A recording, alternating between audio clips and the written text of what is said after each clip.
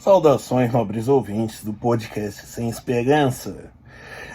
Eu vou falar de um assunto que é a masculinidade tóxica e por que ela é necessária aos homens. E quando eu digo necessária, eu digo que ela é de fato o que nos traz resiliência para uma vida em sociedade. E quando eu me refiro a homens, provavelmente, caso alguém que seja militante de esquerda, por exemplo, ou até mesmo alguns de direita já pensem no homem branco hétero cristão, certo? O que não é necessariamente, por isso eu uso o termo acebolado, que quer dizer uma pessoa sem marca, sem distinção, certo? Porque isso tem tanto o homem branco hétero, quanto, por exemplo, um homem negro que não é um negro pitoresco, ou seja, aquele que usa dreadlock, cabelo rastafari, por aí vai, né? Quanto, por exemplo, um gay que não é afeminado, ou então que não é muito afeminado, certo? E até mesmo, em alguns casos, até mesmo mulheres trans, né, que biologicamente são homens, mas socialmente são consideradas mulheres, também, de certa forma, são abarcadas nesse sentido. Bom, mas enfim, porque essa masculinidade é tóxica, digamos assim, é um mal necessário. Bom, além de estatísticas e casos particulares que eu vivenciei na minha experiência como em escola, né, e o contato que eu tive com famílias de mais de 10 anos, eu posso dizer porque sim, ela é necessária. Bom, e quando eu digo isso, que é uma forma de resiliência, porque se o homem ele tem mais de 2 membros e os olhos funcionando, ele não é digno socialmente de piedade, certo? A sociedade não vai se apiedar dele. Por exemplo, nós temos como chama? Aquela série que passa na Globo, do The Good Doctor. Mas se você tiver um grau de autismo leve, apesar de ter laudo, por exemplo, você entra na legião dos homens comuns, dos homens acebolados. Certo? Então, assim, como eu já disse, as estatísticas estão aí. Por exemplo, também no caso de números da incidência de suicídio, da proporção do investimento gasto com saúde, isso temos os gastos públicos, o nível de moradores de rua e por aí vai. Isso em si são dados estatísticos, produzidos pelo Estado. E em consequência disso, mas afirmativamente, isso se reflete em como a sociedade encara o homem, certo? E como eu disse, não adianta, digamos assim, construir uma estrutura, usando um parâmetro marxista, uma estrutura, digamos assim, anti-masculinidade, anti-discriminação de gênero, e por aí vai, uma estrutura, digamos assim, que dá paridade, melhor dizendo, do que igualdade, se a superestrutura é essa, certo?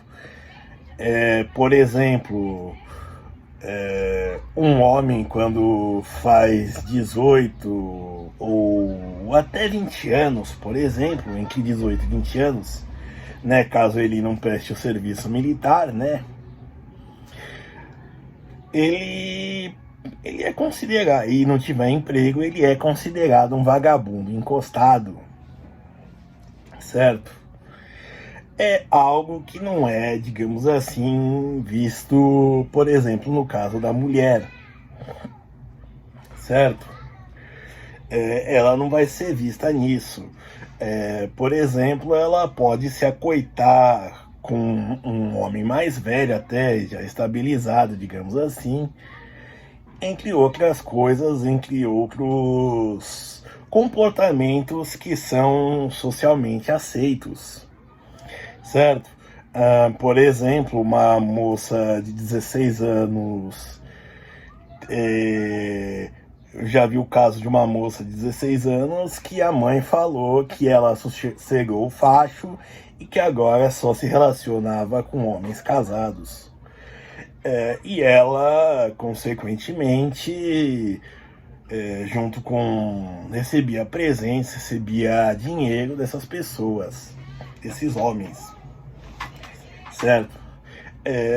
Dificilmente homens ficam ganhando do presentes de mulheres, por isso a nós fica a obrigação ao trabalho também, certo? E isso sem falar, por exemplo, até mesmo em nos meios conservadores, se você for ver, o dinheiro do homem é do casal, é da casa também, e o dinheiro da mulher é dela. Claro que, conforme a organização, as peculiaridades, as idiosincrasias do casal, as despesas são divididas, certo? Contudo, o grosso de despesas, por exemplo, sempre vai ficar para o homem. E então, assim, e também se precisa de uma forma, como eu disse, da masculinidade tóxica como forma de resiliência. Eu vou citar um caso, dentre muitos que eu presenciei. Por exemplo, um aluno, ele estava com um objeto ilegal dentro da escola, foi flagrado, e eu disse assim, para chamar uma autoridade maior, né? Eu sou professor readaptado, eu trabalho na direção, e eu disse para chamar uma autoridade maior, né? Além do diretor, uma outra instituição pública do estado. E aí a vice-diretora disse, vamos ver que o caso de violência da mulher, contra a mulher e tudo mais. E aí, assim, nós entramos em contato com os parentes dele. Primeiro foi com o pai, passamos a situação e não conseguimos falar com a mãe dele. Aí eu avisei que o pai dele estava vindo, o aluno ficou com raiva, não ficou com raiva, mas ficou aflito porque ele detestava o pai, certo? Ele detestava o pai. E daí, né, ele me passou o contato da mãe dele, que estava desatualizado no registro da escola. Bom, ela chegou primeiro, né, isso daí por volta das 10 horas, ficou resolvido, digamos, e aí ficou a discussão, né, não, vamos chamar tal outra instância, ou não. E aí a vice-diretora, né, ingenuamente, claro, não como uma feminista, porque não é o país dela, mas pensando mesmo de um modo menos burocrático que o meu, ela disse, não, pode ser uma mulher vítima de violência. Bom, e aí a mãe veio primeiro, se resolveu. digamos, out of records. E aí, quando estávamos saindo, eu fiquei fazendo mais uma coisa por volta de 12h30, 12h40, chegou o pai com um calhamaço de boletins de ocorrência contra a mãe, e também com dois, como chama? Corpo de delitos, depois atestados do corpo de delito, constatando agressões por parte dela. Bom, a vice-diretora que falou tudo aquilo, do qual a gente teve aquela discussão, me olhou com uma cara de que merda eu fiz. Bom, e como eu estava de saída, eu só disse o seguinte: bom, a minha opinião eu já dei para você, né, para a vice-diretora, e disse pro pai da criança. Ele contou tudo mais, falou que estava sofrendo alienação parental, e que ele já tinha, digamos assim, perdido o filho, e mais que a menina, que ele tinha 2 filhos, o ex-casal, e a menina, que era mais nova, queria ter mais contato com ele, e a mãe não deixava. E bom, aí eu disse: olha, aqui tem um negócio do BO para você dar continuidade, né? Porque senão vira só estatística. Lhe aconselho a arrumar um bom advogado e saiba que será você contra a sociedade. Então é disso que eu tô falando. Essa masculinidade tóxica não é para você sair enchendo a cara pro homem, né? Pro homem acebolado sair enchendo a cara, chegar bêbado em casa, bater na mulher e nos filhos e por aí vai. Mas é para ele ter força para encarar tudo, certo? Porque, como eu disse, a sociedade não se apieda do homem se ele não estiver muito deficiente, certo? Por exemplo, se você, como eu disse, se você for pensar no caso do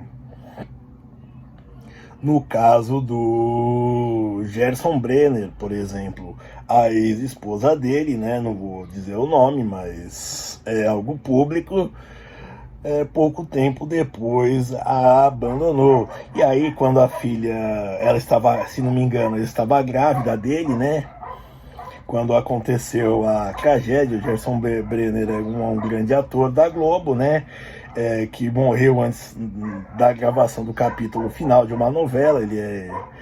E aí, né, ela largou e ele perdeu massa encefálica e tudo mais, tomou um tiro na cabeça num assalto que não levaram a nada. Bom,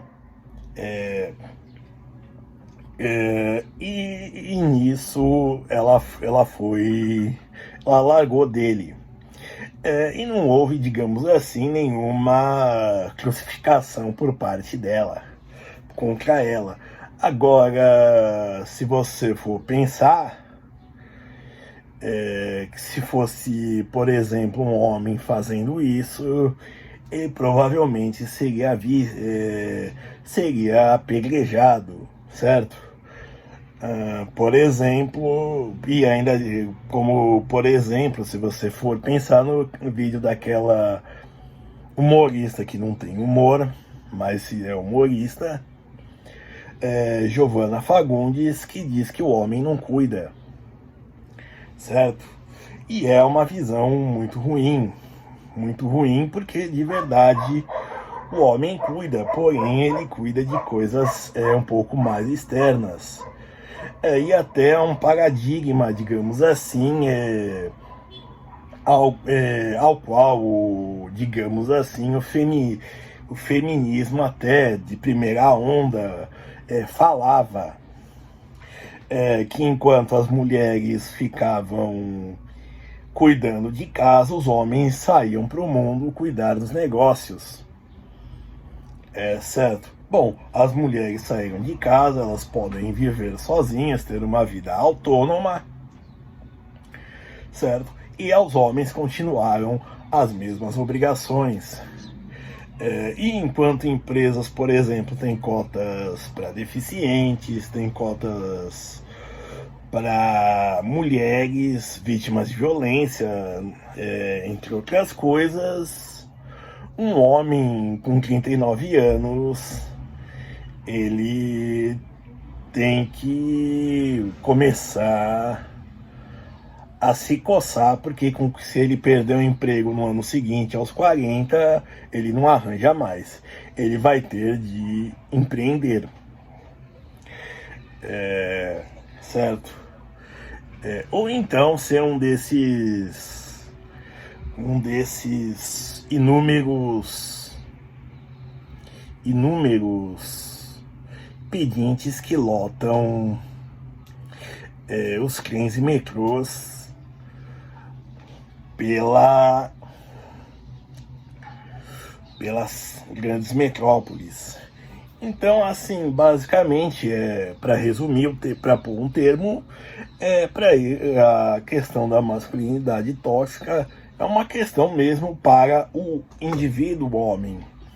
É isso, independente do tipo de homem que for, da aparência do homem que for, certo?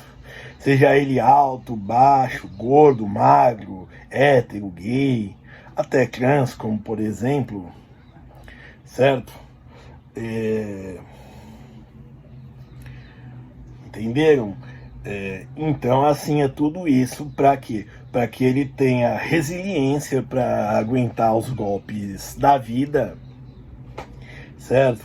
Para que ele esteja forte também contra os golpes e na luta contra a sociedade que lhe é hostil. Obrigado.